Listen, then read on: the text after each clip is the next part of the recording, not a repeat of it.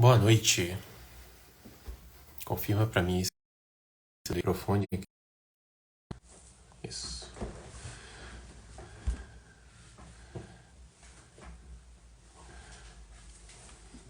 Boa noite, gente. Então, olha só.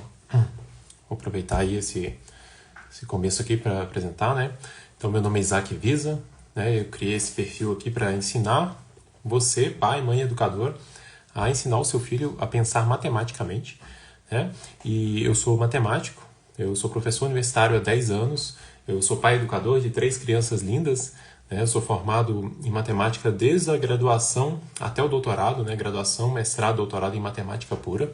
Eu fiz o meu doutorado no exterior e lá eu também tive a oportunidade de dar aula. E o objetivo nesse perfil aqui é educar os pais para que os pais possam educar os filhos, né? Esse é o nosso objetivo principal, né? E ó, tô vendo aqui, ó, o Igor já entrou, já fez o pedido, então deixa eu aceitar.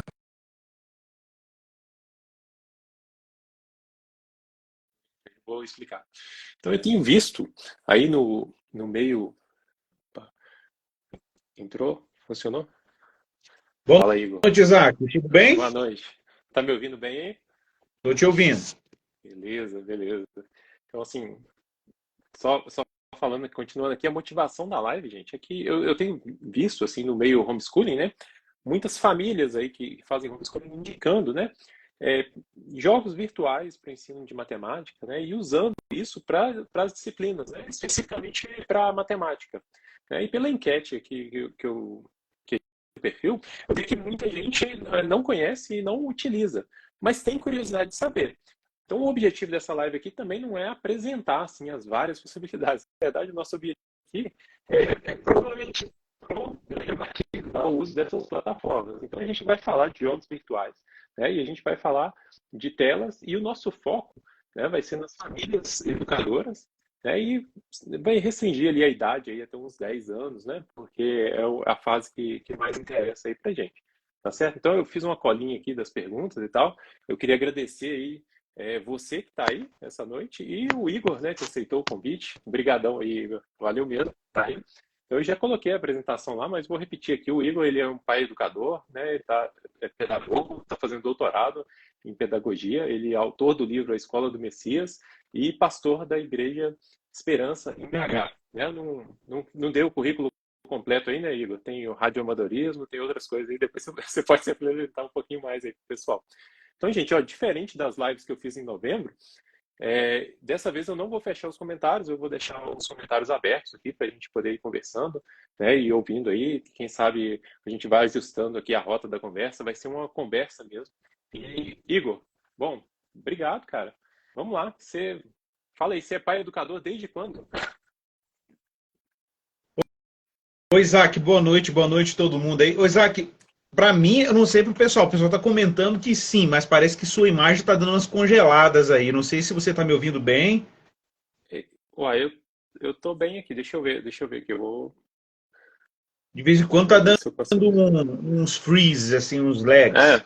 É mesmo? Olha só, engraçado, eu não tô vendo nem os comentários aqui, deixa eu ver. Agora estabilizou, né? Pessoal, comente aí Estabilizou? se vocês estão vendo se tá bom o áudio, os vídeos. Para mim melhorou agora, estabilizou, viu? Estabilizou? Olha aí. Aí, ó, melhorou, olha lá. O Jonatas comentou. Valeu, Jonas. Bom te ver aí. Aí A tá sua dizendo que a imagem minha tão, que não tá a boa. sua tá Cara, eu não um sei, pouco pixelada eu aqui. acho que eu acho que meu Instagram, eu nunca dou certo com live Instagram, porque por alguma razão meu celular deve ter algum bug, cara, que ele não deixa a gente fazer os negócios legal aqui. Eu não sei se tem a ver com a minha internet, se tem uma interferência do meu Bluetooth, eu não sei. Mas vamos tocar. Vamos tocar. Deixa eu só ver se. Deixa eu só desligar uma luz aqui, deixa eu ver, vai ficar mais escuro, mas eu acho. Até essa lâmpada que eu desconfio às vezes. Qualquer interferência vai acontecer. Mas Qualquer será que interferência chinesa nessa casa tem que ficar esperto, viu? será que o pessoal Deixa tá eu conseguindo ver se ouvir? deixa, deixa eu só mudar aqui a claridade. Pera, deixa eu ver aqui. Vamos ver se vai melhorar. Sei lá. Beleza. Comenta aí, gente. Fala aí. Se tá dando para Ô, ouvir, ô, se ô, ô, ô, Isaac, mas assim, você perguntou sobre o meu. Como comecei o homeschooling, né? A gente começou. Meu filho, o João, você conhece ele, foi para Edutil. A gente não fez a educação domiciliar na educação infantil com o João, ele foi para uma escola privada, de bairro. Depois foi para uma escola pública, de bairro. Quando ele chegou no primeiro ano, fizemos um cálculo muito objetivo, assim, tipo, o cálculo muito simples foi... Cara, a gente está numa cidade, eu moro em Lagoa Santa, na região metropolitana de BH, que as escolas não são baratas, as escolas privadas, as escolas públicas têm uma qualidade, mas não é a qualidade que eu gostaria de oferecer para o meu filho em termos educacionais. E eu sendo profissional da educação e a minha esposa da fonoaudiologia, a gente fez um cálculo muito objetivo de que seria maior investimento a gente educar os nossos filhos em casa, a começar pelo João, que foi o primeiro, foi a cobaia aí do experimento. Do experimento. Enfim, cara, a gente está aí, o João está caminhando esse ano para o 6º ano, para o Fundamental 2, desde o primeiro ano educado em casa, integralmente em casa. A Tereza começou o primeiro ano, né, em 2023, então o primeiro ano do ensino fundamental. Os dois foram alfabetizados em casa, foram também introduzidos, no caso a Tereza está sendo introduzida a matemática agora, né, mas o João está aí já caminhando no ensino matemático também nesse período todo. Então ele foi matematicamente alfabetizado também nesse período, né, e ela também está sendo. Então, mano, é assim, basicamente tem sido a experiência que a gente tem vivenciado aqui desde então, né? A experiência do pai educador, e eu costumo sempre dizer, você sabe disso, que a gente que trabalha com educação em casa, a nossa experiência de ensino não é restrita àquele modelo muito escolar, naturalmente, então a gente tem os horários fixos aqui de aprendizagem planejados, mas é um estilo de vida, né? Então hoje eu estava aqui, a gente está de férias, né? E o João estava aqui agora comigo, a gente estava tocando violão junto, trocando ideias sobre ritmo, musicalidade, né? Esse tipo de coisa. Mas, no fim, a experiência de aprendizagem é o tempo inteiro. Então, assim, sempre há uma oportunidade de ensino e a relação deles com a aprendizagem é muito lúdica, é muito divertida também. Não é aquela coisa formal, né, que a gente tem na escola e tem um dia certo e de repente você desconecta da aprendizagem porque você está de férias. Né? Enfim, por aí, nosso rolê aqui com aprendizagem em casa. E aproveitando, assim, você usou algum tipo de tela, assim, no ensino do João? Assim, não. Assim, no início, assim, a gente sempre teve muito controle de tela. O pessoal está falando que o meu áudio não tá legal. Puxa vida, não sei nem como que eu melhoro isso. Deixa eu ver aqui. Porque meu fone Bluetooth não sei se vai ajudar muito. Ou vai piorar a situação. Deixa eu tentar vamos ver. com o meu fone Bluetooth aqui, peraí.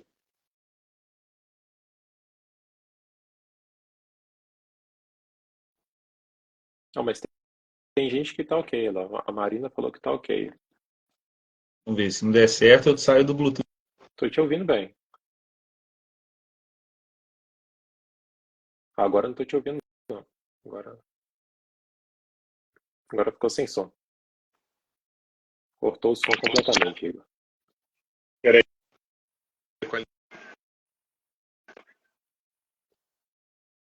Oi. Tá me ouvindo? Você. Agora eu ouvi. Tá mudo? Agora eu ouvi. Ouviu? Você. Melhorou o som? Não sei se o pessoal agora tá me ouvindo. Comentem aí, gente. Pra mim Vocês estão ouvindo a gente melhor. Pra mim tá ok. Os dois são ok. Pessoal aí. O pessoal falou que estava melhor antes. Ficou ruim. Tava ruim. Ficou ruim. Deixa eu desconectar. Então deixa como estava antes.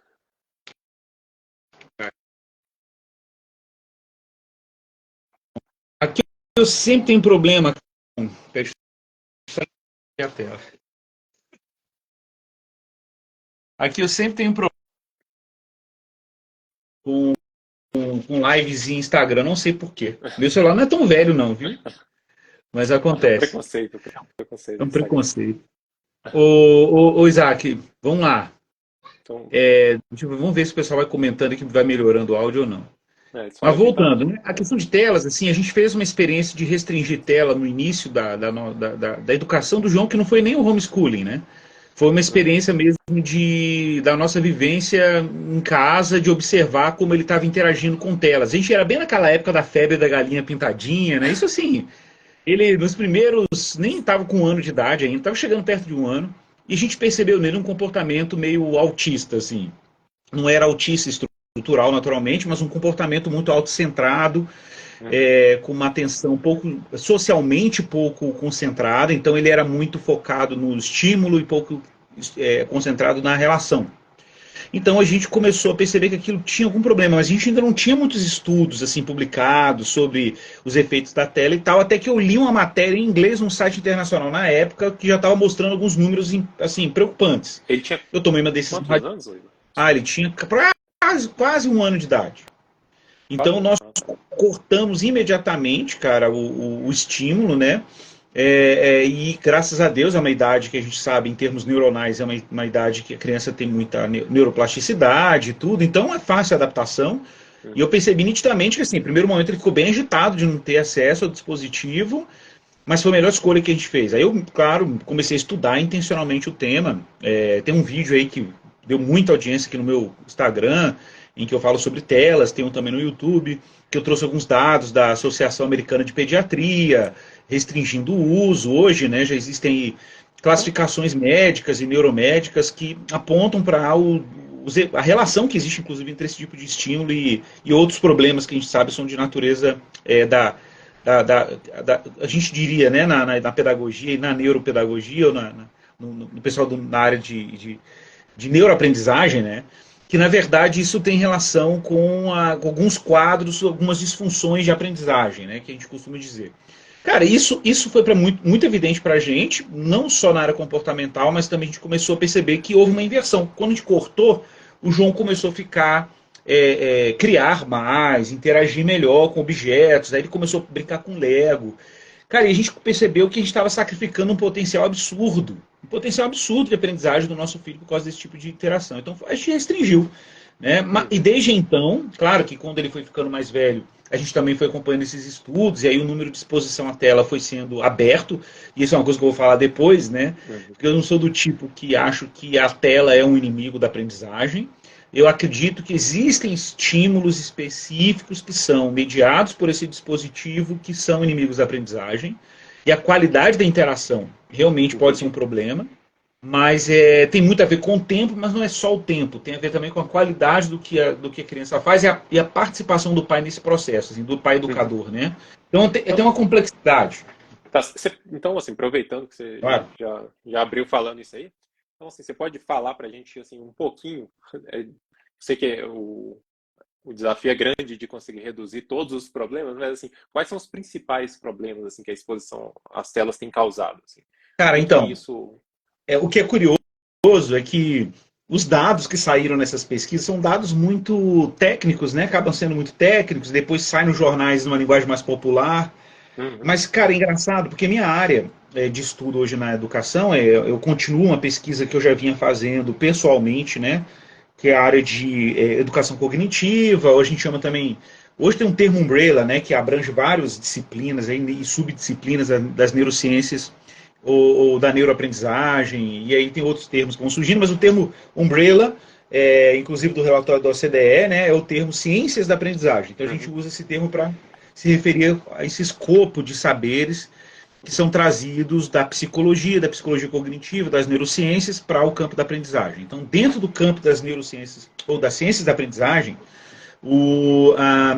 os dados não são muito detalhados. Mas uma coisa curiosa é que meu campo, particularmente dentro dessas ciências, é eu estudo muito a psicologia da aprendizagem e psicologia cognitiva aplicada à aprendizagem. Uhum. Então, nesse campo, em específico, existe um teórico, eu sempre menciono ele, o professor Feuerstein, né, que é um teórico do potencial da aprendizagem, não só um teórico, mas um metodólogo, a gente podia dizer Aham. assim.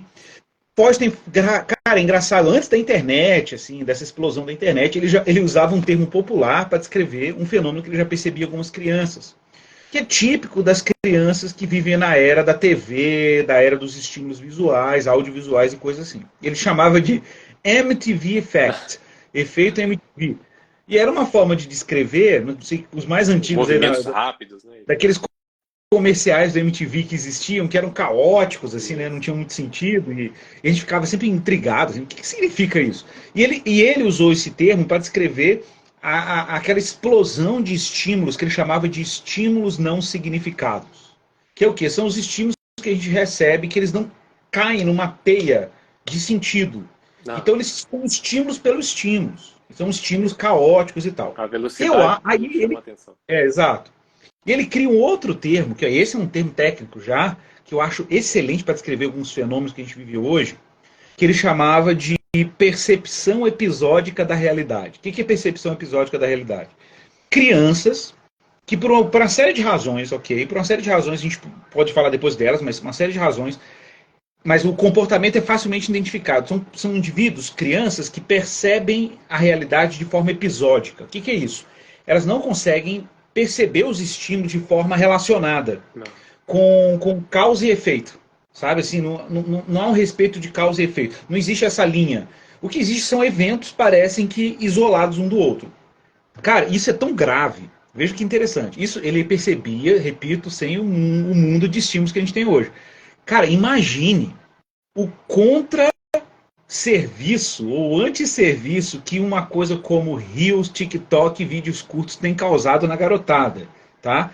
Por quê? Porque é o retrato completo de percepção episódica da realidade, porque é uma série de estímulos não relacionados. Será que Né? o tamanho da propaganda da MTV, ele era um tamanho de um Reels, Cara, de um vídeo de essa é uma TikTok? Eu boa tô me pergunta. perguntando agora. Essa é uma boa pergunta, Porque eu lembro que viu? era curtinho, assim, a gente não tinha MTV Era na minha casa, mas curtinho, sempre é. que eu ia em algum lugar e tava passando, a gente ficava ali meio vidrado, né?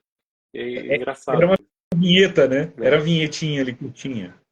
Cara, eu não sei, mas, o Isaac, mas assim, eu não sei, você como professor, você deve estar percebendo isso, mas eu conversei com o pai há pouco tempo, e ele, na verdade, não era um pai, era um tio. E ele falando da sobrinha, que a sobrinha, consome muito TikTok, conteúdos de TikTok, de novo, não é que o TikTok em si, tal, tal. É claro, eu sinceramente acho que existe uma engenharia uma engenharia comportamental por trás dessas grandes Ah, com agregadores certeza. de conteúdo curtos e tal. Eu não sou ingênuo de jeito nenhum, até porque a gente tem estudos e estudos e estudos já mostrando isso, que existe uma engenharia da atenção, uma economia da atenção que é explorada. Não é à toa que a gente está aqui conversando, o ao vivo está aqui em cima e dá essa cor vermelha aí. Isso não é à Pois é. toa. Tem gente pensando essas coisas, Ah, com entendeu? certeza. Tem gente pensando nessas coisas. Aí obviamente uma engenharia da atenção, né? Então, assim, o que me choca é ele relatando que a sobrinha, ao assistir vídeos no YouTube, por exemplo, ela não consegue, por exemplo, ver um vídeo de 4 minutos mais. Ela tem que acelerar, ela tem que puxar a barra até o final e acelerar. E filme, sem chance, ela não consegue assistir filme. Olha Filme é um só. negócio que ela não dá conta de assistir. Cara, o que está acontecendo? Tá, sabe assim, tipo assim, a galerinha não tá conseguindo assistir filme, bicho. Tipo assim, É, filme era é, o clímax do Era, entretenimento na era o nossa. melhor momento, era o melhor momento. Você vai pegar um filme e vai ver. E olha que o filme, nossa, era assim, quebrado por propaganda ali e tal. Isso aqui mas era o melhor momento e era um negócio longo, né? A gente tinha prazer nele. E hoje em dia não consegue. Você falando isso aí, eu fiquei pensando num negócio aqui. Eu ia falar disso depois, mas já que você tocou. Você já ouviu falar do efeito troca de tela? Cara, eu já ouvi falar assim. Eu ouvi falar, eu li no livro, aquele livro, o Minimalismo Digital. Ele cita até uns Então, experimentos lá. o efeito troca de tela foi descoberto, na verdade, estudando, eu acho que pornografia. Aham. Olha só que coisa tensa, né? E parece que é o mesmo, é isso que acontece com essa menina que você narrou, é exatamente isso que acontece. Por quê? Porque o cérebro dela, ele já não está mais interessado no vídeo. Ele está Exato. interessado na surpresa do que vai vir depois. Então ela Exato. troca a tela ou ela adianta o vídeo para ver se vai vir alguma coisa que vai gerar mais dopamina, né? Que vai deixar ela ali com, enfim, só para explicar aí, curtinho, né? O que é Exatamente. a dopamina, né? A dopamina é Isso. a molécula da motivação, né? O pessoal antes achava que era a molécula do prazer e tal, mas hoje em dia a gente sabe que ela é a motivação para fazer as coisas. Então ela tem um disparo de dopamina e aí ela fica Isso. assim, o que vai vir? Ela motiva a ver o Cara, próximo vídeo. Ela perfeito. não está interessada ali no que está É acontecendo agora. importante destacar isso, viu, Isaac? Ela Da dopamina como neurotransmissor da expectativa, a da novidade. expectativa. Então ela só quer saber assim, deixa eu ver o que tem no próximo vídeo. E aí isso é tão grave que isso causa um outro problema, que é o problema da dissociação. Porque aí Isso. a criança, ela tá vendo ali, mas assim, não sei aqui, eu não sou de assistir Reels e ficar rodando ali os negócios, mas eu já vi relatos, né, das pessoas que você fala assim, cara, você assistiu 10 Reels aí agora, conta pra mim qual que você gostou, e a pessoa não sabe narrar, porque ela Cara, desconecta da realidade, o cérebro para de registrar e você entra num estado de dissociação, você simplesmente não vê nada, você não cura. vê nada, e É, é, é o que você está narrando da criança aí. exatamente, cara, exatamente. Ó, para você ter uma ideia, saiu uma matéria, olha que coisa louca. Mas saiu uma matéria ontem, no The Guardian. Veja que louco. É uma série de artigos que o The Guardian tem escrito na coluna de ciência. O título dessa série chama Reclaim Your Brain, né? Que é tipo, reclaim é tipo requerendo o seu cérebro, né? Requerendo, né? Querendo o seu Tomar de cérebro. volta, né? Tomar de volta, requerer seu cérebro. Aí, cara, o título de uma matéria que saiu ontem dessa série é, revelado. A metade dos adolescentes britânicos se sentem viciados a redes sociais. Metade se sentem. Claro, os pesquisadores têm aquele cuidado de dizer assim, olha, não quer dizer necessariamente que exista uma adicção, né, a estímulos das redes sociais. Eles vão usar uma postura mais conservadora, mas o que é Uhum. surpreendente é como os adolescentes britânicos, metade deles, se sentem ou se percebem em algum tipo de comportamento viciado ante aos estímulos das redes sociais. Né? Esse é o ponto. E o que é surpreendente é que, na verdade, esses dados são dados que a gente já vinha, claro, recebendo de várias fontes e pesquisas, né? Mas você tem uma pesquisa ampla em que você chega junto dos adolescentes e detecta que alguma coisa errada está acontecendo, né, já é um dado para mim preocupante, viu? Não sei quantos sabem, que o nosso tema aqui é sobre gaming, É. né? Porque a lógica não é muito diferente. Né? Uhum. O uso das redes sociais é gaming, É, eu, de alguma forma, eu né? comecei perguntando Claro. da tela, assim, em geral, mas é porque primeiro, até você relatou aí uma coisa interessante que você falou, e que aquele livro, o Educar na Realidade, da Catherine Lecuyer, ela Sim, fala também, ela fala que é isso, a tela, ela tá, e aqui no Cretinos Digitais também, né, a tela, ela tá ocupando um espaço na vida do seu filho, que ele podia estar fazendo outra coisa, né? Então, assim, pensando exatamente.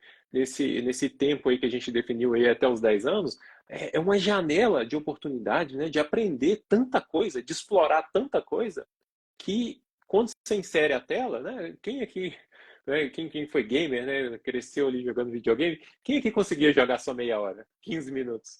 Né? Ninguém consegue. Então, assim, é um tempo gigante da vida, né? Eu brinco com os meus alunos da universidade, eu falo isso para eles, não tenho orgulho nenhum disso, mas eu falo para eles assim, olha, se eu somasse todas as horas que eu perdi em jogos online na minha vida, hoje eu tocava todos os instrumentos da orquestra, com a habilidade assim, que você ia ficar assustado. Porque é isso, é um buraco negro que consome tempo.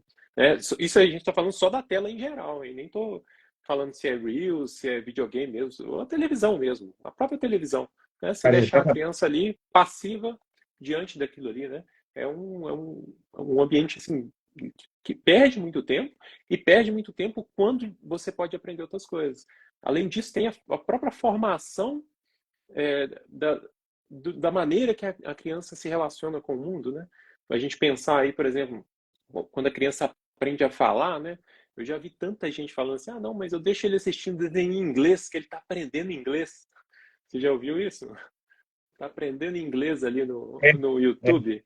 é, Assim, é uma ilusão, né? É uma ilusão, porque o aprendizado da língua, ele se dá com troca, né? exato. Ele se dá com troca. O próprio, o Michael, ele vai trazer aqui uma sessão gigante falando assim, cara, não aprende. Ô, Você Isaac, sempre é inferior. Não tô falando que mostra o aprende. livro pra galera aí, mostra o livro pra Hoje, galera. Tem muita gente que não conhece. Mostra os tô falando dois. desse livro aqui, ó. Esse aqui, ó, Fábrica de Cretinos Digitais. Cadê o da Caterine? Ixi, o da Caterine era pra estar aqui. Deixa eu ver se eu voltei com ele aqui. Ah, ele tá aqui, ó. Educar na realidade. Caterine Leclerc. Então, O assim, Isaac, só reforçando que o Michael deu uma entrevista, né, para a BBC, tem um artigo aí na internet, vocês vão achar facilmente, em que o título é O QI dos nossos filhos já é menor do que os nossos. é o que ele. É, Ah, é o. é o subtítulo. aí, né? É o subtítulo do É uma livro. marquinha E é do o livro, título da isso. entrevista que ele deu na BBC. Cara, é dado alarmante. A gente está vendo aí, ó, uma coisa importante, a gente ficou chocado, você postou aí sobre o resultado do PISA, mas cara, houve um decréscimo em vários países do mundo, inclusive países emergentes e países desenvolvidos, aliás, países desenvolvidos, né? Ou seja, a gente tem uma epidemia, cara, de cretinice, né?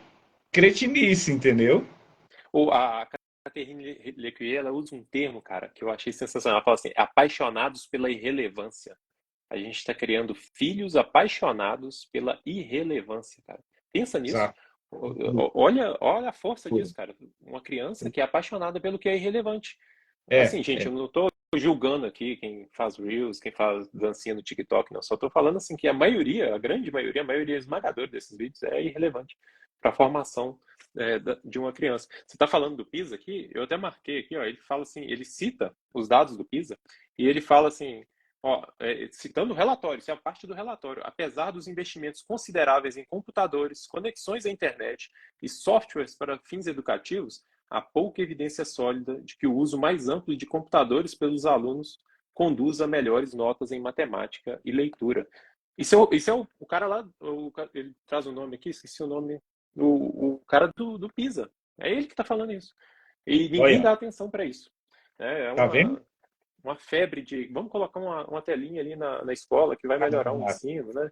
Não, eu vi que você acompanha também a escola daquele cara que montou a escola dos funcionários lá da SpaceX, né? Que é o professor Sínteses. Sínteses. Ele abriu um sistema de ensino, né? O Sínteses, né? Cara, é Isso. assim, é tudo mediado por tela, Uhum. né? E Quando eu vi isso, eu pensei em você, porque eu pensei na mediação. A mediação e o Feuerstein, né? Eu fiquei pensando nisso. Eu falei assim, nossa, o Igor com certeza tem uma contribuição para falar pra gente. Você sabe mais sobre o síntese? Tem pouco tempo que eu acompanho não, ele. sim, então o que acontece? Assim, eles estão divulgando agora no Brasil, tentando pegar já o pessoal de língua hispana. É uma tutoria online. Eu percebi que eles têm uma influência de algumas abordagens dentro das ciências da aprendizagem mesmo, tem, só que é mediado por telas. Cara, eu não sei, a gente teria que observar melhor, ter mais dados, né? Mas assim, é muito essa ideia de que a educação no futuro tem que passar por esse tipo de dispositivo, né?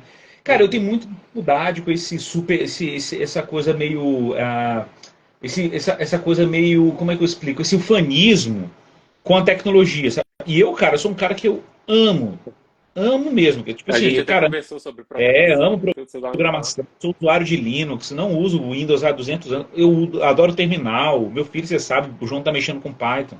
A gente gosta de conversar sobre tecnologia. Eu acho, inclusive, a tecnologia, a ciência da tecnologia, da programação, um negócio super interessante. Tem muitas analogias com a própria maneira como o cérebro funciona, a lógica.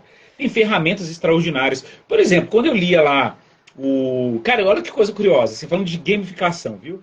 De jogos. Sabe uma coisa que eu percebi? Tem matérias sobre isso, artigos muito interessantes, mostrando, por exemplo, o impacto positivo de simuladores. Simuladores, por exemplo, existem hoje escolas de direção que usam simuladores para você dirigir. Uhum. Simuladores de voo é o exemplo clássico. Né? Cara, grande parte das horas de um piloto de voo comercial hoje são feitas em simuladores de voos, que é um jogo. Né? Uhum. E as pessoas desenvolvem habilidades extraordinárias, cara, porque os simuladores estão cada vez mais perto da realidade. E a pessoa realmente desenvolve uma competência técnica, né, com uma margem de erro, com possibilidade de uma margem de erro ali para treino, né, que ele não pode fazer uma aeronave real. Então Uhum. torna o potencial de aprendizagem muito maior. Eu tenho uma experiência muito curiosa, cara. Durante muito tempo eu fui fã e gostava de jogar muito Euro Truck, né? Que é aquele jogo que você simula Ah, você, caminhão, dirigindo um você caminhão. Aí você tem que transportar os negócios de um lado para o outro e tal. Hoje não tem mais tempo de jogar isso. Mas, cara, na época, eu me lembro nitidamente. Olha que coisa curiosa, cara. Eu percebia minha atenção no trânsito real melhorar com o simulador. Hum.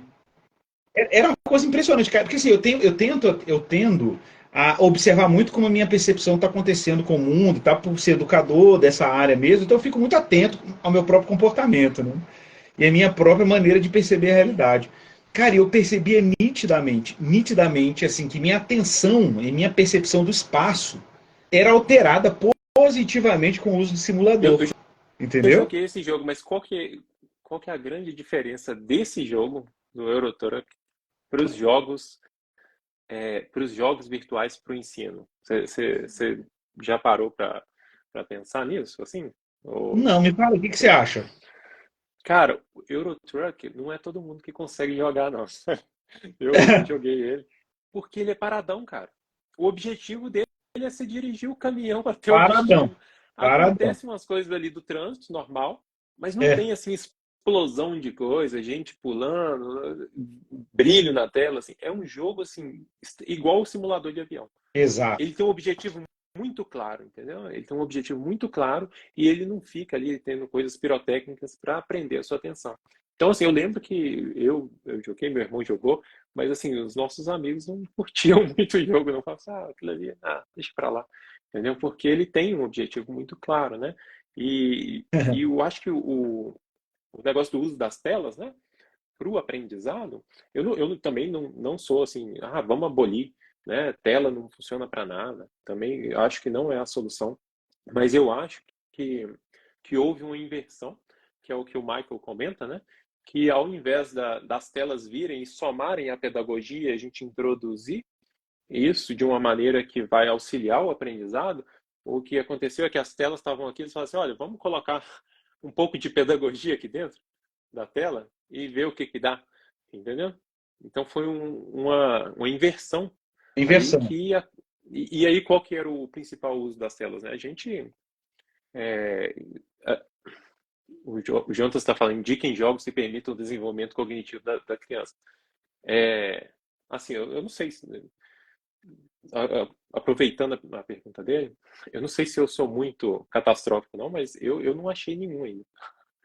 Eu não achei Cara, nenhum, então, assim. Eles treinam você sabe que o, habilidades.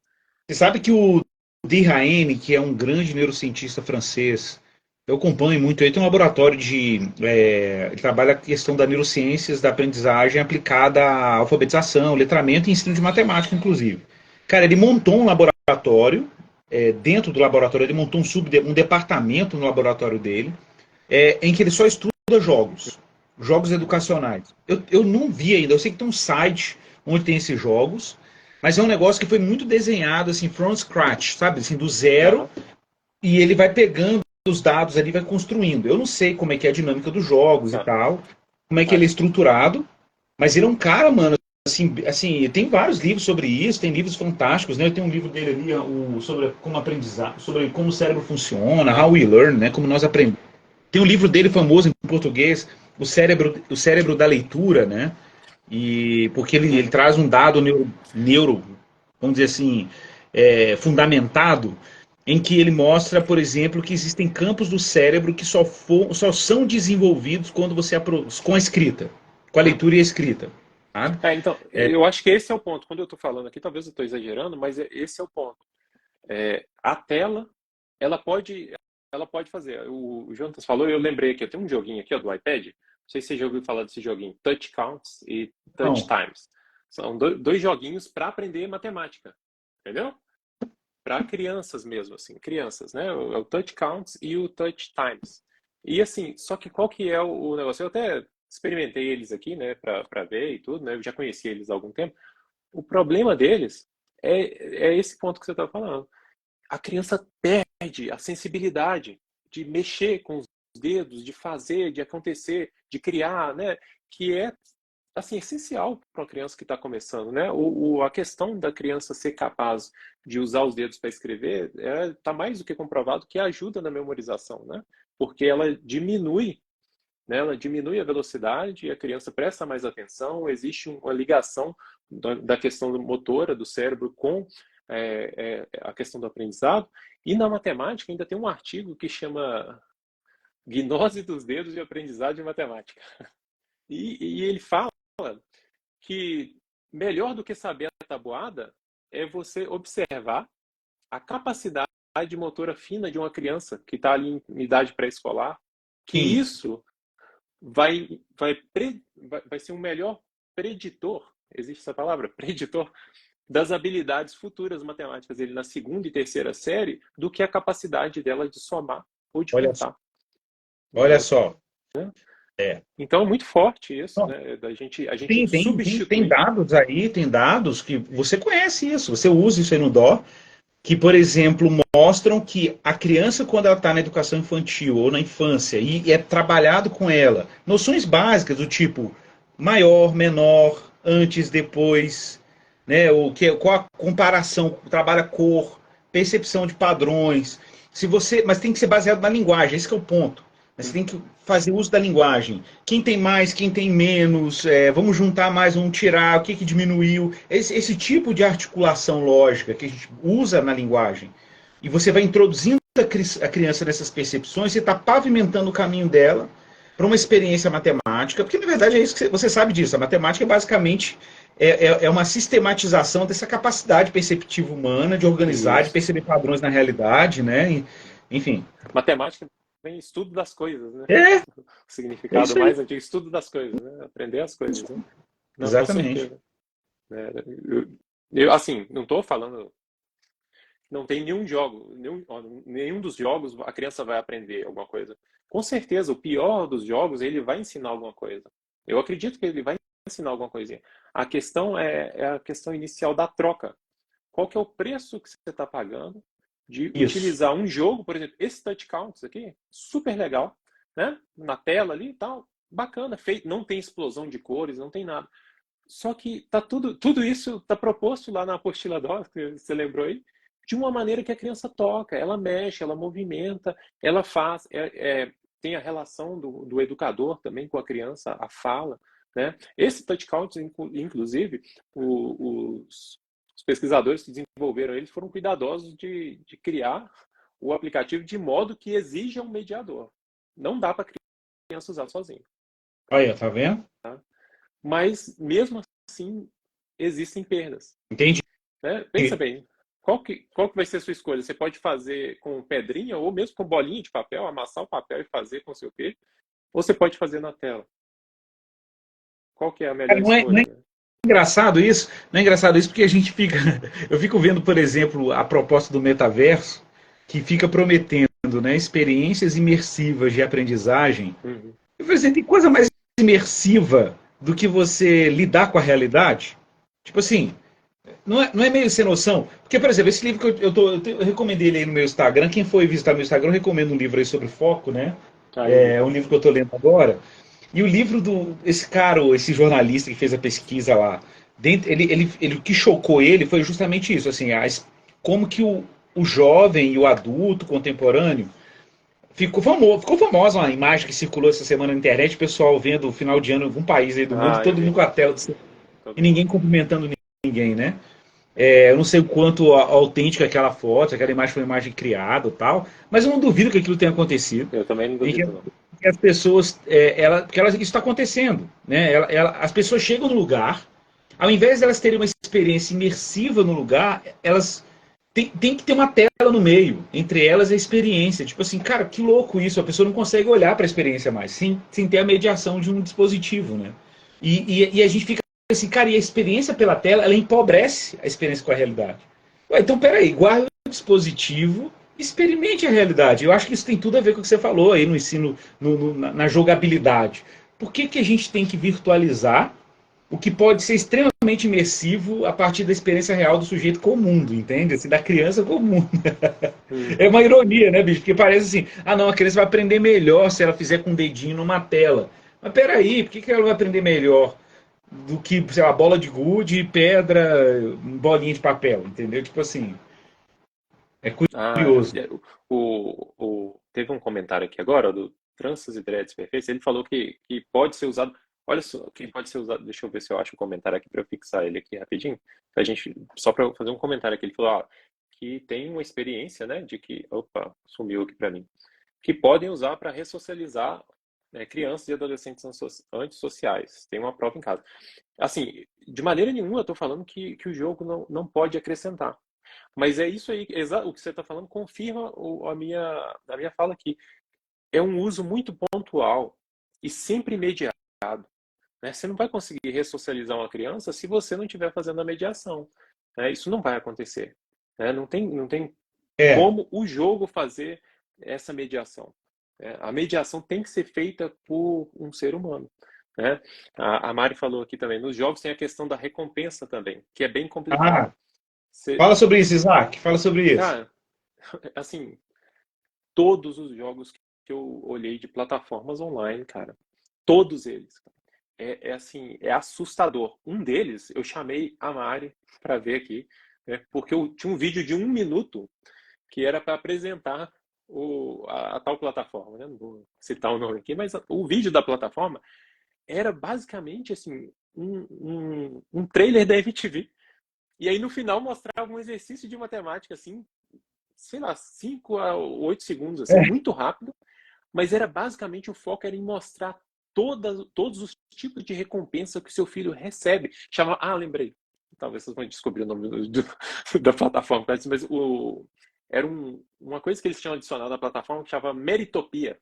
É um planetinha que o seu filho pode ir para quando ele ganha Ah, os pontozinhos, cara. ele vai lá e ele pode jogar os jogos e tal. Então, assim, nessa questão de recompensas, o que os jogos online, né, os jogos virtuais, estou falando de jogos de ensino, viu, gente? Não estou entrando nem tô Final Fantasy, jogo, né, jogo para entretenimento. Estou pensando em jogos de ensino mesmo. Onde que eles pecam? A tela é chata.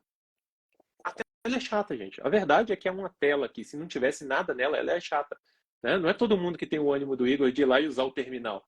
É para poucos. Entendeu? Usar o terminal é para poucos. Então a tela é chata. Então como que você mantém uma criança em uma tela por muito tempo? Recompensa. Então você está sempre bombardeando ela com recompensas. Recompensas visuais, movimentos contínuos, rápidos. Então a criança ela está ali presa na tela o tempo todo, não por causa da disciplina, né? Porque eu adoro matemática. Eu já vi gente narrando falando assim, nossa, essa plataforma salvou o meu filho, porque ele não gostava de matemática, agora ele pede para brincar de matemática. Mas qual que é a motivação dessa criança? Ela está querendo o acesso à tela. Ainda mais se a tela é algo que não é permitido em casa, gente. Assim, você tem que ser realista e dar esse passo para trás e olhar o que está acontecendo. Por que Exatamente. o meu filho ele está querendo aquilo ali? Aqui em casa nem era com jogos educativos. Aqui em casa a gente teve a experiência de primeiro a gente limitou a TV a um certo horário do dia. E a gente começou a perceber que o nosso dia não, o dia das crianças, ele estava virado para aquele horário. Qualquer coisa que fosse, fala assim, olha, nós vamos fazer um passeio na cachoeira, mas vai voltar que horas? Nós vamos fazer uma trilha, Uhum. mas vai voltar que horas? Ah, não, olha só, hoje a gente vai ali conversar com o vizinho ali que chamou tal, mas vai voltar aqui, porque o foco era ali.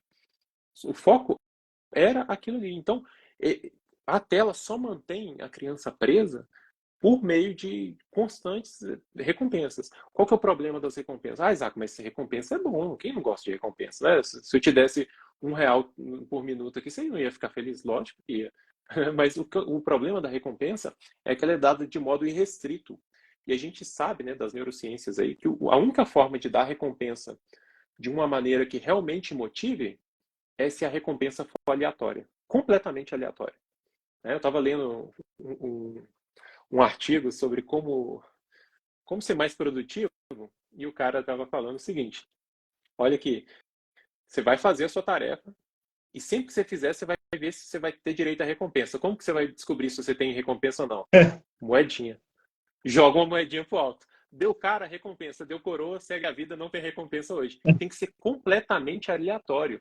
Senão o seu cérebro, ele acostuma e aquilo ali com o tempo vai caindo, você vai perdendo a vontade de fazer aquilo. Cara, perfeito. Perfeito. Você vai perdendo a vontade. E isso estraga todo o sistema dopaminérgico da criança. A criança cresce sem ter atenção nenhuma. Se não tiver recompensa, ela não faz. E esse é um ponto que a Catherine Lecuyer traz aqui. Em poucas páginas, 5 páginas, eu acho, ela fala sobre 3 tipos de motivação. Motivação externa, motivação interna e motivação transcendente. Então ela fala que a motivação externa é essa que os jogos usam, né? Algo de fora que vai trazer você para continuar ali na plataforma. Então você tem a falsa sensação de que o seu filho está ali por causa da matemática, mas ele está ali por causa das recompensas. Né? A Exato. matemática não interessa. muito para ele, né? É lógico que ele vai fazer, gente. Não tô falando que ele não vai aprender nada. Ele vai fazer ali, vai tentar dar a resposta certa, mas a motivação é errada. E aí ele fala que tem a motivação interna, ela fala, né? Que é quando você quer fazer porque aquilo te causa bem, mas essa motivação não é suficiente para uma vida de estudos. Perfeito. Ela fala que você precisa de uma motivação transcendente. Não é que ela não é suficiente, né? Ela é limitada. Sim, Porque uma motivação interna, a pessoa pode se motivar internamente para fazer algo muito errado, né?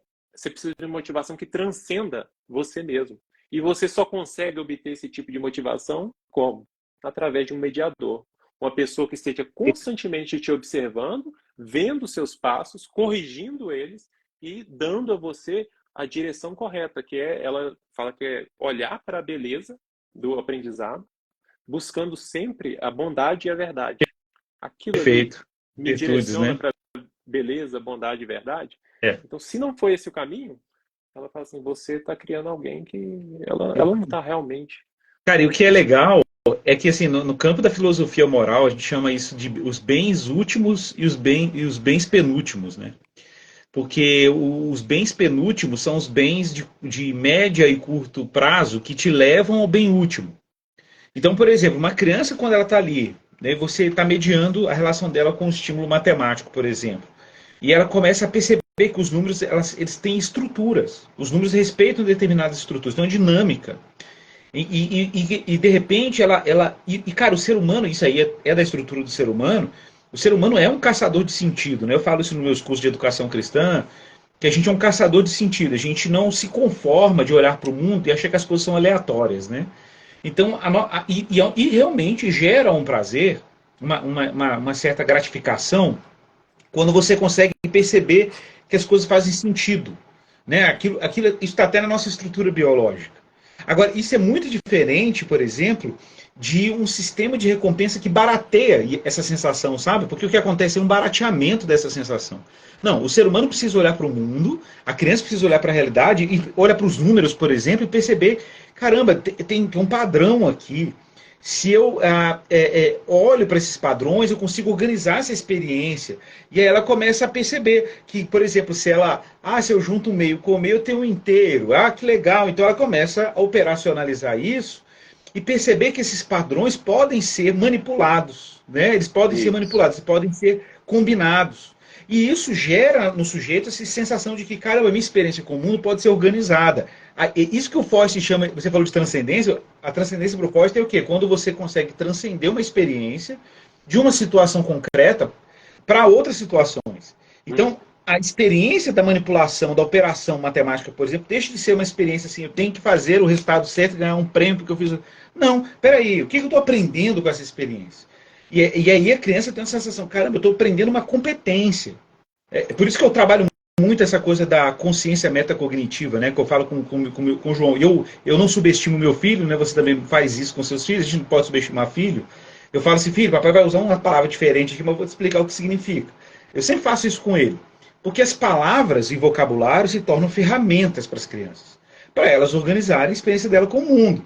Para as coisas Isso. não ficarem caóticas, fragmentadas, episódicas, que é Exato. tudo que a nossa cultura contemporânea oferece. E muitos desses jogos aí que você mencionou, que premiam a criança com esses micro estímulos, né? Elas acabam perdendo esse senso. Peraí, mas o que a criança está desenvolvendo aqui? Né? É uma percepção enriquecida do mundo ou ela só tá entrando no loop de premiação por estímulos baratos? Essa é uma boa pergunta, viu? Perfeito.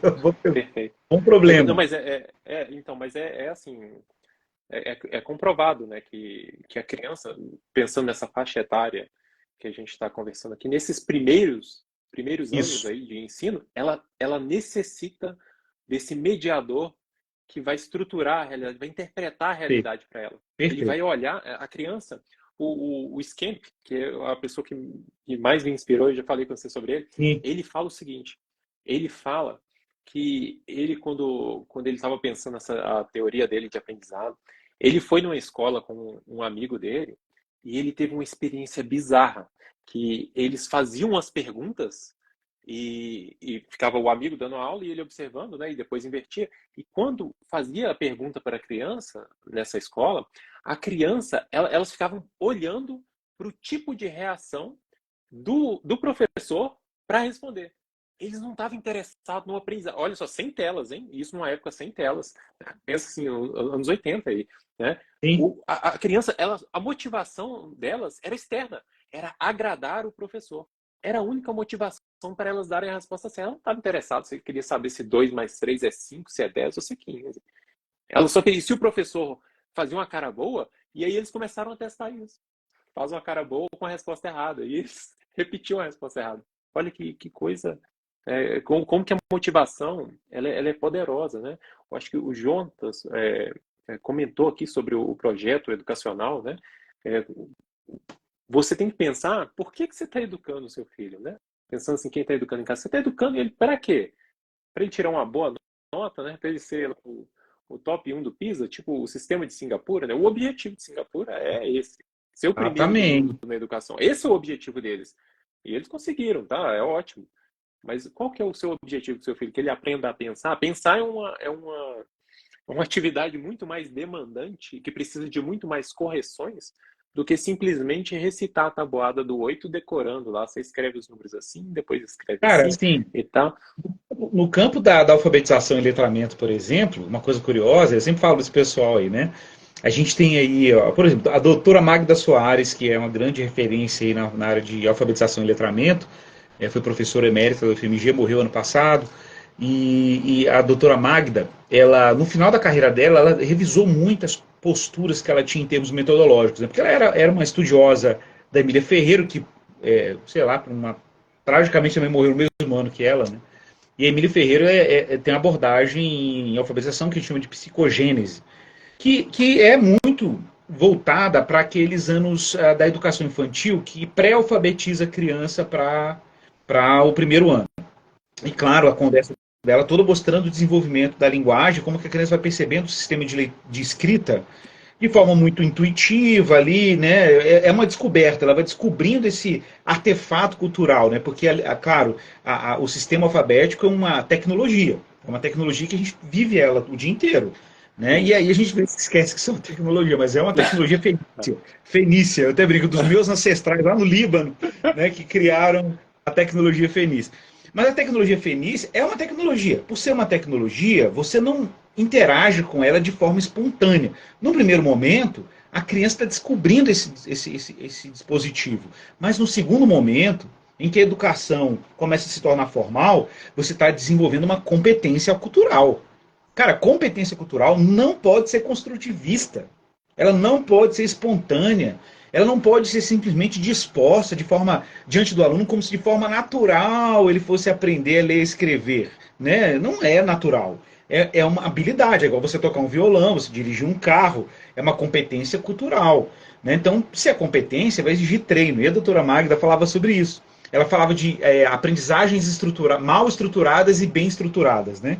Então ela dizia, por que é uma aprendizagem bem estruturada? É uma aprendizagem que vai exigir repetição, treino. Cara, e isso não é necessariamente prazeroso. Claro, você tem algum tipo de recompensa a longo prazo? Tem. Você tem que ter uma boa expectativa, inclusive, acerca disso. Mas se o professor cai nessa lógica, que eu brinco lá do Rubem Alves, de que toda aprendizagem tem que ser um gozo, como ele gostava de dizer, né? Não é verdade, a gente está iludindo os nossos alunos. Na verdade, existe uma dimensão que é repetição, é treino, é persistência. E aí, claro, né, tem toda essa conversa hoje na neurociências que você não tem que elogiar um aluno necessariamente porque ele é inteligente, mas porque ele está engajado. Então, se tem que dar algum tipo de feedback, que a gente sabe que as neurociências já apontam para a importância de feedbacks, né, que o feedback seja, olha, tá vendo? Vale a pena você se engajar, vale a pena o esforço. Tem trabalho, dá trabalho você chegar em determinados lugares. Né? Mas, de novo, isso é contracultural. Né? Com certeza. Principalmente nesse mundo de explosão aí de dopamina, né? Que a gente É. vive hoje. Você falou aí desse tipo de elogio, você leu o livro eu acho que chama Angela Duckworth, que chama Não, Grit, não. Garra. Ela fala exatamente, tem um livro sobre isso, ela estudou isso, a garra, né? O que faz uma pessoa ter garra. E uma das coisas que ela fala nesse livro, se eu não me engano, é isso, né? Você não elogiar a inteligência da criança, mas elogiar o Daniel, esforço. eu li esse dado pelo Daniel Willigan, que é um neurocientista que escreveu aquele livro Por que alunos não gostam de escola, né? Ah, E o Daniel Willigan cita, inclusive, a fonte dessa pesquisa do elogio, né? Da inteligência e do ah, esforço. como que elas Deve ser causam da onde, efeitos não? distintos, né? A criança que recebe o elogio do esforço, ela tende a querer ser desafiada. E a criança que recebe elogio da inteligência tende a ficar num estado de fixidez, né? De fixidez na aprendizagem, porque ela não quer ser desafiada, ela quer manter o status, Isso, a é exatamente condição de isso. A inteligência. Angela fala exatamente isso. Ela fala que ela tende, a criança que você elogia ela, pelo resultado, né? Fala assim, ou pelo resultado, não, pela inteligência dela, né? Fala assim, olha, você é muito inteligente, né? Fez isso aí e tal. Ela quer manter o status, então ela escolhe atividades que são mais fáceis, que ela já sabe Exato, de antemão que ela vai se dar bem, né? Então isso é exato. interessante. E essa questão do erro e acerto aí, que a gente estava falando, eu fiquei pensando aqui também, porque a questão de um jogo virtual é que há essa ilusão de que o algoritmo, ele conhece o seu filho, né? A gente vive nessa sociedade aí onde a gente fala sobre comprar um berço e o Google oferece no e-mail da gente um berço e a gente fica achando que os algoritmos conhecem tudo.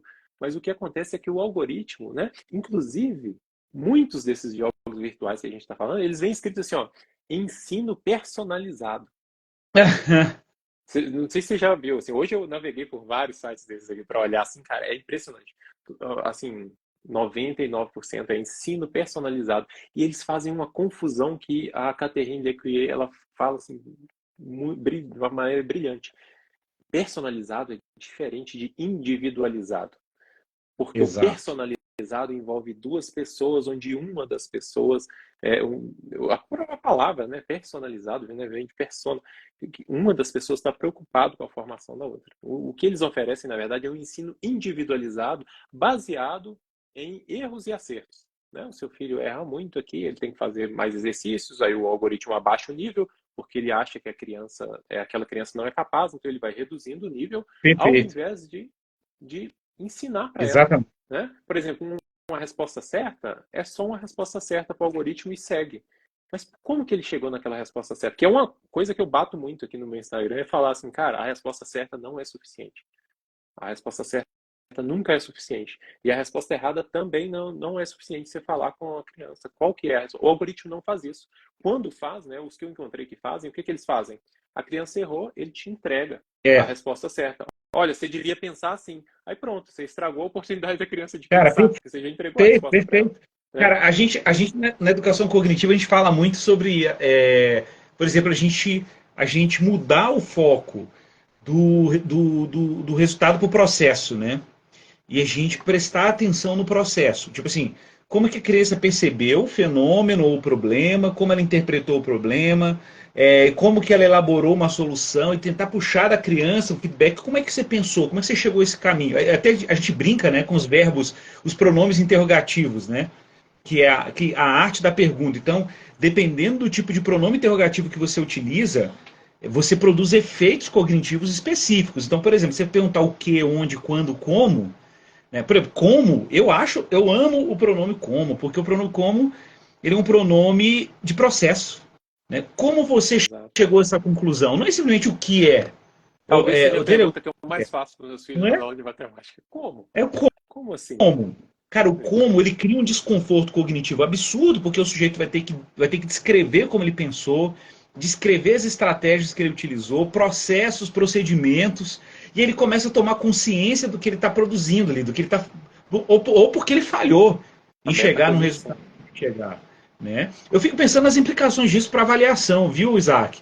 Avaliação, porque às vezes nossos processos avaliativos são muito baseados em resultado, né? Mas não Sim, baseados em processo. isso, isso. Eu várias vezes eu já me peguei assim, com alunos que erraram uma questão e que eu sabia que ele sabia resolver aquilo, mas ele errou ali o final. E É, aí ele ficava desesperado. Não, mas eu errei o final ali e tal. Eu falei, cara, mas olha aqui a sua construção aqui. E às vezes é um erro bobo, assim, pode ser uma falta de atenção ou não, mas algo que precisa ser corrigido assim mais profundamente, mas em geral ela está com o processo funcionando bem. é isso. Né? Só precisa de alguns ajustes. Né? Então, quando eu estava no carro esses dias viajando, né, o meu filho falou lá, 5 mais 2 é 9. Eu até coloquei isso nos stories aqui. 5 mais 2 é 9. Eu falei assim, é mesmo, Lucas? Como que você chegou nesse 9? Aí ele parou e ele falou assim, é 7. Né? Então, porque o como fez ele Olha, construir olha ali o para 7. Ele como falou aí, assim, como é é que ele 7. ajuda. E aí ele falou assim, e 5 mais 4 é 9, né? E aí ele falou assim, 7 mais, eu acho que era 7 mais 7, 7 mais 7 é 14. Eu falei assim, uai, como você fez isso se você só tem 5 dedos em cada mão?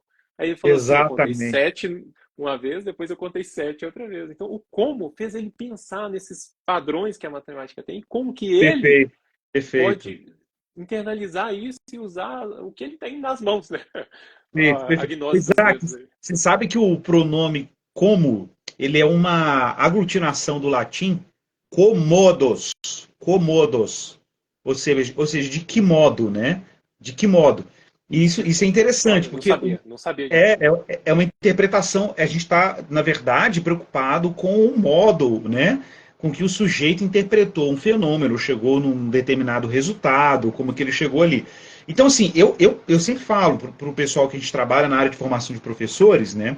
Que os professores precisam estar muito atentos e tentando gerar nos seus alunos uma consciência de processo. Tipo assim, caramba, como que eu cheguei a esse resultado? Por que eu cheguei num resultado diferente? Quais foram as etapas que eu segui? Então, aí eu volto à questão dos jogos, né? Até que ponto os jogos conseguem substituir a presença de um mediador, que eu gosto do conceito do Foster, do mediador como um sujeito iniciado, que de maneira intencional e deliberada Perfeito. vai gerando nesse aluno o quê? Vai oferecendo para esse aluno estratégias, percepções, dando ênfase em determinadas coisas que uma máquina não necessariamente consegue dar ênfase. Com E a certeza. gente é Ah, experimentado minimamente em como esse sujeito pensa. Então a gente pode falar assim, nossa, ele teve uma falha aqui, mas por que ele teve uma falha? É o professor que está preocupado como o aluno hum, aprende. Ele não está uhum, simplesmente entretido com o resultado. Ah, tem que chegar no resultado. Senão você vira um tecnicista. Mas você não isso. consegue ser mediador, né? E aí a Uhum, máquina funciona bem. O Jonathan citou aqui a máquina de aprender do Skinner, né? uhum. E o Skinner, cara, olha que loucura. Cara, esse livro que eu te falei do Foco, o cara cita lá um dos grandes intelectuais do Vale do Silício, dos grandes técnicos do Vale do Silício, que descobriu a possibilidade, cara, ele pregou isso. Vou falar pregar, não, porque ele fez proselitismo. Ele pregou numa conferência de tecnologia quando a internet começou a explodir, falando sobre a possibilidade de fazer uso de métodos da psicologia skinneriana para você conduzir as pessoas em determinado comportamento. E como eu sempre digo, esse tipo de palestra sempre vem com boas intenções. Mas sempre tem gente muito escusa que acaba utilizando desses conhecimentos para fazer outras coisas, né? Cara, e a ideia é toda skinneriana mesmo, é estímulo, resposta, é premiação, é estímulo positivo, e é esse ciclo aí, né? Uhum. E aí, quando a galera pega isso e transmite isso, ou transfere isso para a educação, de uma forma acrítica, completamente desprovida de qualquer pensamento mediador sobre esse tipo de experiência, vai produzir esse tipo de coisa que a gente está mencionando aqui. Entendeu? Tipo assim, que consciência metacognitiva, ou seja, que consciência sobre o próprio processo do pensamento, da aprendizagem eu estou gerando no meu aluno, quando eu simplesmente vou premiando ele com barulhinho, musiquinha. Cara, eu não sei se você Isso. já viu a palestra do criador do Duolingo. Esses dias aí Não. eu vi a palestra dele naquele TED Talk. Cara, ele falou explicitamente, ele falou assim, olha, o que eu percebi? Que o pessoal tá usando isso, isso e isso para prender as pessoas nas redes sociais. Ele falou explicitamente, assim, eu estou usando o mesmo princípio para ensinar a galera a aprender línguas. No primeiro momento você acha lindo, né? Ah, Você parece acha lindo. maravilhoso. Que bacana, o cara tá redimindo o Skinner. Cara, não, mano, não. Não pode, entendeu? É óbvio que tem uma coisa. O meio não é neutro, cara. O meio não é neutro. É, Ele não é neutro. essa é a questão. Os jogos, né? A gente pensa muitas vezes que os jogos, assim, não, o joguinho ali tá ok, tá ok. O objetivo é ensinar. Mas não é, cara, não é só isso. Tem muito mais coisa envolvida no processo de aprendizagem, principalmente dessas crianças pequenas, né, do que você pegar e dar para ela informação. Né? Essa questão das Exatamente. motivações, dos processos, tudo isso é importante para a É criança. isso Tudo aí. isso vai construir um arcabouço mental que ela vai usar para se relacionar com o mundo. Eu já Exatamente. falei disso, a matemática ela não é ela não é uma ferramenta só, né? Ela pode ser usada como ferramenta, mas ela é mais que isso, ela é uma forma de ver o mundo. Então, você falou os Perfeito. padrões, como as coisas se repetem e tudo. E o Jonas Carati, ele falou aqui, ó, que creio que precisamos pensar nos jogos virtuais no contexto da educação brasileira e das grandes empresas que apoiam a educação à distância. Inclusive, aqui, o Michael fala sobre esse dado e a Hotmart fala disso constantemente, que o desafio dos produtores de conteúdo e das pessoas que vendem cursos é fazer uma pessoa terminar um curso. As pessoas não terminam os cursos. Por quê? Porque lá no curso da Hotmart você não coloca coisa brilhando, fogo para cá, tal, não sei o quê. Porque fazer um curso online exige um nível de maturidade e de comprometimento que as crianças ainda não têm. Você precisa treinar ela para aquilo. Não estou falando que a gente não pode usar a educação à distância, nem nada. Estou só falando assim, aquilo ali é uma ótima ferramenta. A intenção é excelente. Mas para as crianças, ela passa muito longe de onde a criança, onde você precisa encontrar a criança para que o aprendizado aconteça de verdade. Exatamente. Exatamente. É. É por aí. É. Eu acho que falamos bastante aí, conseguimos tocar um pouquinho em cada ponto aí. Você quer fazer assim Não, Isaac, eu acho que fica aí esse convite, né, para o pessoal. Eu quero já falar para o pessoal, conheçam o Dó, conheçam o curso do Isaac, a tutoria que ele desenvolveu aí para pais, educadores, né? É uma tutoria, gente, pensada. O Isaac, ele não é apenas um matemático, um professor de matemática, ele é um educador, é um pai educador e é um cientista do campo do ensino de matemática. Então, a gente tem falta de recursos dessa natureza em língua portuguesa, a gente tem pouca gente que pensa nesses termos do ensino matemático, né? E vocês viram aí, eu acho que tem muita coisa boa, tenho certeza que muitos pais. Gente, o material é sensacional, viu? Tem Obrigado. tutorias, vídeo aula explicando para o pai como utilizar, fazer jogos matemáticos, usar objetos específicos ali para estimular a percepção matemática. E tá lá na pré-alfabetização, né, que eu costumo falar, tá lá antes do fundamental. Então, gente, o olha, objetivo é esse mesmo, é que o pai domine ali para ele poder transmitir. Material de ensino de qualidade. Obrigado, Igor. Obrigado mesmo. E obrigado a todo mundo, né, que participou aí da live, que acompanhou a gente aí até as 10 da noite aí. Ô Igor, foi um prazer conversar com você mais uma vez. Um prazer, viu, Isaac? Espero que a gente possa trazer mais temas aí. Então, vamos ter mais conversas aí, viu? E eu convido o pessoal aí, semana que vem, hoje a gente falou de jogos virtuais, semana que vem nós vamos falar de Jogos Olímpicos. Né? Será que Jogos Olímpicos eles são um sistema de motivação ou de pressão? E a gente vai conversar com uma mãe educadora, que é a Maressa Cacau, e vai conversar também com um professor do ITA, o Dr. Ivan, né, que já participou de Olimpíadas Olímpicas e ele também agora é organizador de Olimpíadas Olímpicas de Física. Então vai ser muito legal aí. Conto com vocês lá na próxima também. Obrigado, Igor, mais uma vez. Um abraço, boa noite para todo mundo. Boa noite. Tchau, Isaac. Tchau, até a próxima.